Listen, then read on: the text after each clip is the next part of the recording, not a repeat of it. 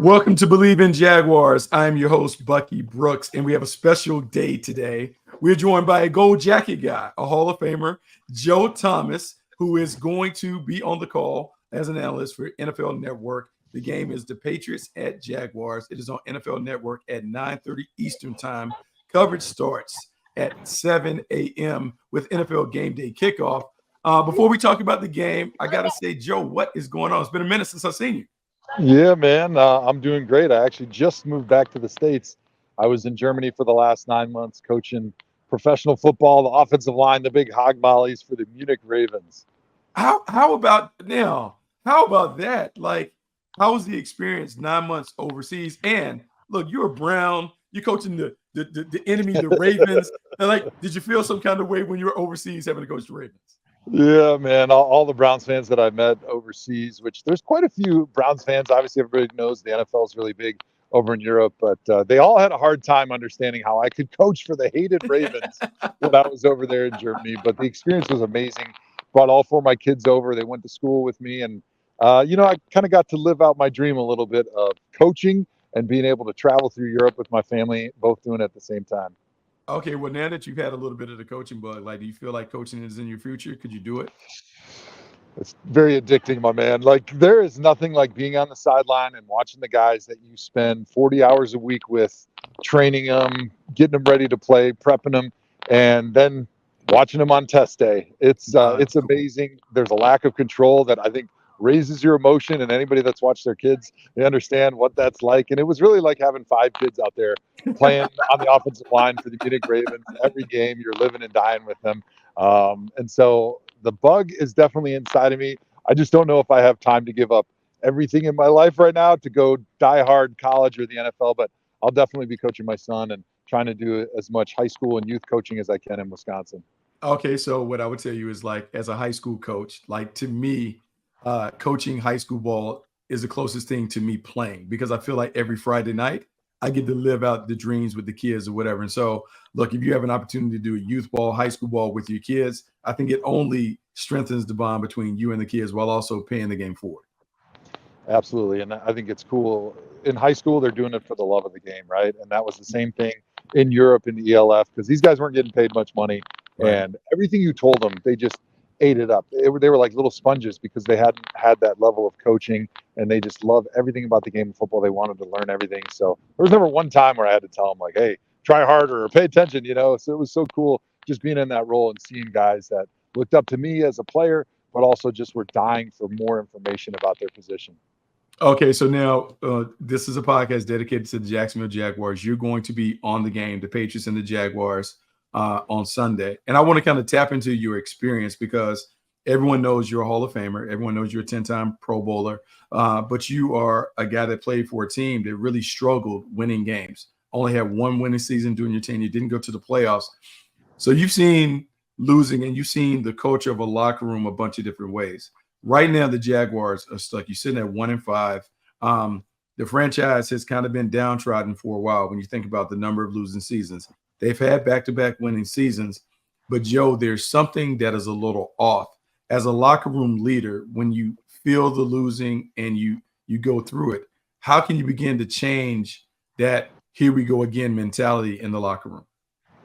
Well, I think it starts with first by not airing it and not allowing people to have that mentality, have those conversations like that is nothing we want to talk about. And I reflect back on my time coaching in Europe. We went and we played in Prague, and the field was 89 yards long. And I'm not kidding you. It was not 100 yards. It was full of divots. It looked like a World War I battlefield, and there was hardly any lockers. And we got there, and I said, guys, this field sucks. But that's the last time we're going to talk about it because we're not talking about anything that's not in our control anymore. And that's the same message that I would give my guys if I was in that Jacksonville locker room. I don't care what's happened before. I don't care about the games that happened before today. What we can control is right now what's in front of us. And I think the message is, hey, we got a winnable game in front of us. Then we got a little bit of a tough stretch, but we know we're a good enough team. We're talented enough to be able to go win a bunch of these next 5, 6 games. And then the end of the season is a little bit softer schedule. And so even though we didn't start the way we wanted, we have every opportunity right now to hit our stride and to be at our best come December, be in that playoff hunt, and still make something out of the season and still become a playoff team. And who knows what happens if you make the playoffs. So I think you got to really just talk about the positive and think about what's going on in the future and build that optimism in your mind. And that starts with the leaders in the locker room. Yeah, it does start with the leaders in the locker room. I think what's interesting in a post-game interview, I was talking to Doug Peterson, and he talked about the culture. And then right as he's talking, Andre Cisco is talking about the team feeling like they quit and those things. And so some would say that the head coach's job is to set the culture, to create the environment where you talk about the positivity and those things. So if for whatever reason the message is being missed to the players when Doug is talking about the culture and those things, how can the head coach seize it back and create an environment where they are holding everyone accountable? Well, I think you got to hold everybody accountable with everything you do. Don't ever tell a player something unless you're going to enforce it, right? It's not like, hey, be at the meeting at 6 o'clock, but if you're there at 6:01, it's okay. Like, hey, if I say 6, it means 6. Like, if we come on the field and you're supposed to run your route at 5 yards and you run it at 4 or 6, like, it's your ass. And it starts obviously with the standard that the coaches set, but then it has to also be backed up by the players, because it's easy for the coaches to keep that standard when you're winning, but it's when adversity hits that the players and the leaders in the locker room got to be the ones that back up the coaches. And so I think the trust that gets built between the coaches and the players, especially the captains, the leaders, the Trevor Lawrences, the Evan Engrams, like those are the guys that have to uphold that standard. And it starts really on the practice field. Yeah, it does start on the practice field. You've obviously paid close attention to the team as you're studying in your prep. When you look at this team, let's just talk about big picture. When you look at the Jaguars, what are some of the things that stand out to you in terms of things that just they need to work on, and you just can't figure out why this team isn't playing at the level that many expected them to? Mm-hmm. Well, they've had a lot of injuries in the secondary, and their secondary's not really played well at all. Obviously, everybody that's watched the Jaguars understands how bad their pass defense has been, and their rush and their coverage have not really worked well together. And I think it's a lot of details that people miss sometimes, but when you go back and watch your film, you see a defensive lineman, maybe he's just a little bit out of his gap. And maybe somebody in the secondary is expecting, hey, that first window and that slant is going to be covered because I got big Eric Armstrong right there as a 2-eye, bull rushing in the A gap. So I'm okay. I can play a little softer. And if he's not there, all of a sudden, boom, they're hitting a quick throw, and the coverage isn't expecting that window is going to be available. And so it's about everybody communicating when they're on that field. And even though you got some guys that are maybe backups that are playing in the secondary, you got to find a way to make it work. That can't be the excuse. And so paying attention to those details, communicating on defense, and improving your secondary, your pass defense, it really all works hand in hand. And I think that trickles into situational football. And as you know, for the Jaguars, their red zone defense has been atrocious. I mean, historically bad, the amount of touchdowns that they're giving up when teams get down into that red zone. And I think that really starts with your defensive line, being able to get pressure, to stop the run, and to take a little bit of the pressure off that secondary so that those guys aren't working so hard when they get down there to keep people out of the end zone. Because if you're giving up 75% touchdown rate in the red zone, I don't really care what you're doing on offense. You're going to be struggling as a team. You know, it's funny that you bring up the red zone efficiency rate, because that is something that is certainly troubling. And, you know, there's been a lot of conversation about the yards allowed, the points allowed, and all those things. But it is about everyone working together. When you see two of the D linemen, because I will say this, like the Jaguars, to me, they have two guys who have the potential to be blue chip players, and that would be Josh Hines-Allen and then Trayvon Walker. When you look at those two guys on tape, if you are preparing to play them, what are the things that they do that you would worry about? Well, for Trayvon, he's really powerful. And as a power guy, he really collapses the edge of the pocket. He's really tough in the run game because he can really set the edge. He can force everything back to the inside. And Josh Hines-Allen, he's a guy that's obviously a little bit more athletic. He's got more wiggle to him. And I think he's a difficult matchup when you have a bigger offensive tackle. So finding the matchups that you like, I think is really important for that defensive line. You know, find the smaller tackle, put Trayvon right on him and tell him, hey, run this dude over 60 times in a row. And by the 50th time when the game's on the line, that dude ain't going to want it anymore. He's going to tap out. And for Josh, I think it's important that maybe they dial up their twists, their stunts, their blitzes just a little bit to try to find one-on-one matchups for him, because he's going to win the majority of those. But I think if you just leave him in the same spot and you allow an offensive line to figure out, all right, that's where he's going to be. We're going to slide to him. We're going to try to give extra help, extra chips, because we know where he's going to line up every time. I think that puts the advantage on the offense. And really what you want to do is You want to find a way to get him one-on-one against anybody. It really doesn't matter. He's going to win the majority of those looks. It's interesting that you say that because like that has been something that hasn't been done, but we've seen the league evolve to a place where guys aren't lining up left and right. They're moving all over. They're creating matchups. So it's not only putting Trayvon and Josh on different sides, but maybe put them on the same side, one inside, one outside. You let them do two-man games and you kind of clear it out. It'd be interesting to see if they can evolve to that. I love your perspective because it's one of the things that we don't get enough of is offensive line. Like, how would you game plan against those guys? But now I want to flip on the other side of the ball because there's been a lot of conversation about the Jaguars' offensive line. Are they playing well together in those things? When I talked to Doug said it takes time for a line to gel together. He said it takes like 6 or 7 games before they can kind of figure out how to protect one another without being able to talk, but just nonverbal communication. So, look, one of the best offensive linemen to ever do it. Give me a little insight on how long does it take for an offensive line to come together and play together and be on the same page?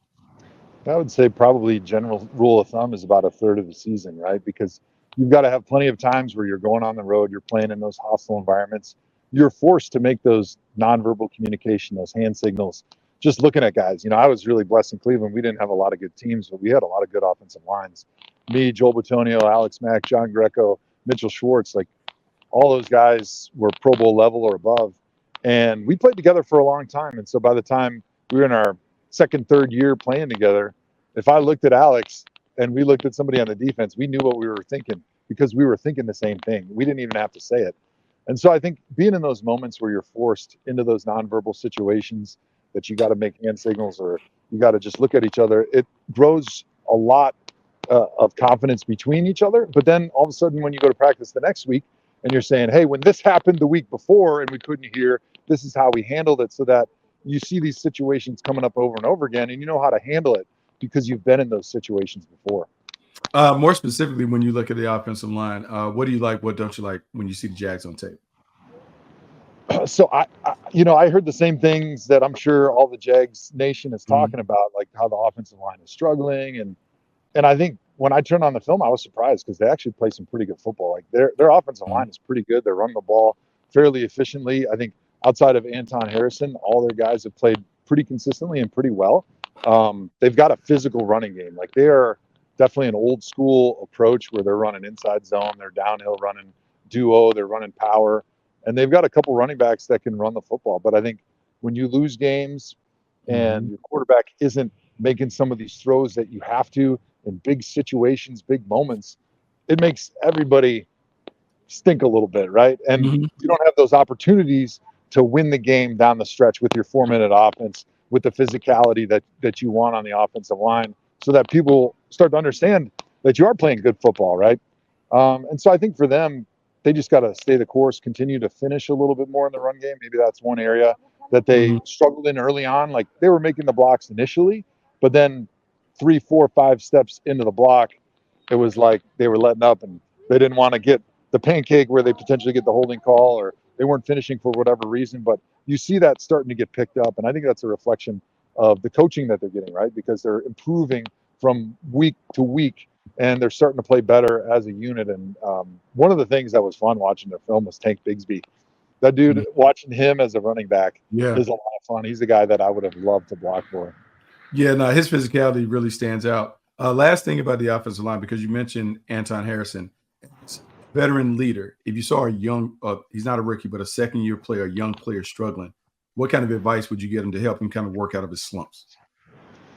Well, I think it's great for him to be able to play next to Brandon Sheriff because that's a Pro Bowl player who's got a lot of experience. You can kind of help him through the ups and downs of playing on the offensive line. And like everybody had a lot of success in college, but you come to the NFL game and you're playing against All-Americans every single week. It doesn't matter who's lining up against you. So you're going to get beat at times. And I think the mentality and not allowing yourself to get down when you do get beat or you have a bad game is really important because you don't want to go in the slumps if you do have a bad game or you get beat a lot, because it's really all about getting back to your technique. Winning on the offensive line is about being technically sound and being able to repeat your pass set over and over and over again. And so you don't want to let yourself get in your own head about trying to do more than you need to. Just stay in your set, take a consistent, steady set, watch film, understand what are the 2 or 3 things that this guy's going to try to do to beat me each week, and be ready when that moment comes and they come with a spin move or they come with a swim, that you can react, and it's a natural reaction. You don't have to think about it. So I think having a veteran next to him is huge to just allow him to be steady and understand you just got to trust your technique, trust the film and the preparation that you did, and you'll go out and you don't have to worry about anything else. Look, man, you've been really generous with your time. So I got a few more questions for you before I let you go and kind of get back to doing all the things that you're doing in preparation for the game. You mentioned Trevor Lawrence and you mentioned some of the misses and the throws and those things. A lot of times, like when a quarterback gets paid, there's a lot of conversation around his game and those things. So you, as a guy who doesn't really have a dog in the fight, what do you see when you look at Trevor Lawrence on tape? Yeah, it was great. We were at Jaguars practice today. We got a chance to talk to Coach Peterson. We got to talk to Trevor, and both of them actually were very honest, and they mentioned the contract and the expectations that comes with a quarterback getting a huge contract like that. Like, you are now the franchise. You were before, but now more than ever, we've committed to you, we've invested into you, and we know we're going to go as far as you take us. And so I think Trevor is a very humble, like even steady guy. But I think getting that new contract, he raised expectations and tried to do a little bit more than he needed to, rather than just keeping it simple. Like, just take what the defense gives you. He's a guy that does really well when he's got an easy half field read and it's like, hey, touchdown or check down. And I don't have to do more than that. Our offense is good enough to go down the field without me having to be Superman on every single play. And I think part of that was Evan Ingram being out after week 1, because he's always been the security blanket for Trevor. He's the guy that sort of opens up the middle of the field. And Trevor said it today. He goes, with Evan out there, I know that if it's 2nd and 10 and the throw past the sticks is not available, I can dump it to Evan for 2 or 3 yards, and he's got the yards after catch ability to go get me to a 3rd and short. He's not going to just get tackled right away. And so I think having that comfort level gives Trevor the understanding and the confidence knowing that I don't always have to throw it past the sticks on 2nd and long or even, 3rd and medium, because I can give it to my guy Evan Ingram and he can go do the work after he catches that football, give us the first down, and allow the offense to keep working down the field. No, that's really good insight on the quarterback. And I think this happens for all players, but quarterbacks in particular. You spend so much time really working hard to get the big contract. And you get the big contract, then you try to prove to everybody why you just got the contract. And it can change your mentality. And I think you have a handful of guys on the team that have signed big money deals. And I do wonder if everyone is simply trying to do too much as opposed to just playing their role and doing their job. Yeah, there was something that I dealt with throughout my career. Linemen deal with it all the time. I talk to guys. It's called imposter syndrome, right? You're a high draft pick. Or for me, I signed my 2nd contract. I was the highest paid lineman in NFL history. And all of a sudden you feel like, yeah, I know I'm a good player, but I'm not sure I feel like I'm worth the contract that the team has said I'm worth. And so you feel like you have to do more to prove to everybody that you're worth it, like you said. And then you're not yourself anymore and you're doing too much. And really, as an offensive lineman, right, it's all about technique and just repeating the same technique over and over again. I don't have to do anything special. For quarterback, it's so much of it's mental, like just repeating those reps and those looks that you get on defense, just taking what the defense gives you. And sometimes a throwaway is the best thing that you can do. And I think for Trevor, I imagine he didn't say it, but I imagine he had a little bit of that too. Like, hey, maybe I don't feel like I'm worth that contract, so I have to prove to everybody that I am. And when really the best thing that he can do for the Jacksonville Jaguars is be the Trevor Lawrence that earned that contract, because he absolutely deserves it. And he'll be a tremendous franchise quarterback for them for a long time, as long as he's just himself. All right, last thing, give me a key to the game, something that we need to watch, that if the Jaguars do this, they'll walk away with a win. Well, it's easy to say, hey, if they catch the ball, right? Because last week we saw them drop 4 touchdown passes. And the game might have been a lot different. But I think for Jacksonville, if they're just able to catch that football, just do the routine things, do the basic stuff, they're going to be just fine. Because right now there's that little crisis of confidence. The team didn't start the way they wanted to. Their playmakers, the guys that they're bringing in to make those plays, the high dollar guys, they're not making them right now the way that they expected. So just take it easy, catch the ball, look it in, and then as soon as you start rolling in the first quarter, you'll be just fine and you'll have no problem winning the game.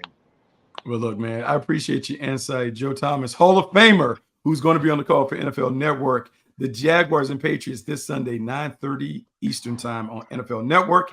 Coverage starts at 7 a.m. with NFL Game Day kickoff. Joe, thanks so much for coming on the podcast. It's been great. Yeah, my pleasure. Thanks for having me on, Bucky. Hey, thanks, man.